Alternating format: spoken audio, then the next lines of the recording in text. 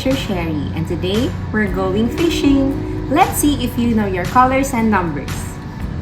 We will need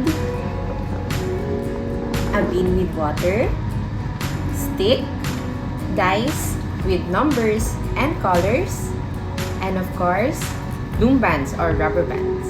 Are you ready? First, we need to roll the die and identify the color that it landed on. Let's see. What color is this?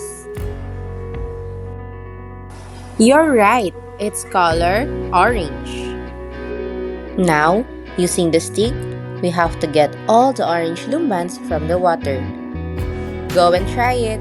I know that you can do it.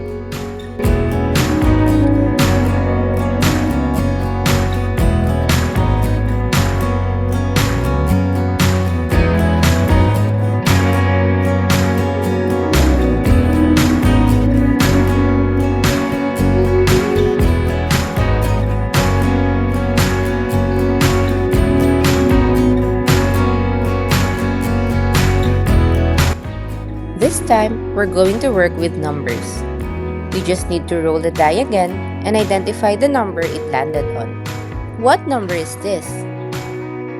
Correct, it's number 4. Now we have to get 4 loom bands from the water.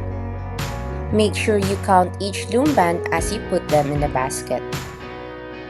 1, 2, 3, and 4. We can also work with colors and numbers by rolling both dice at the same time.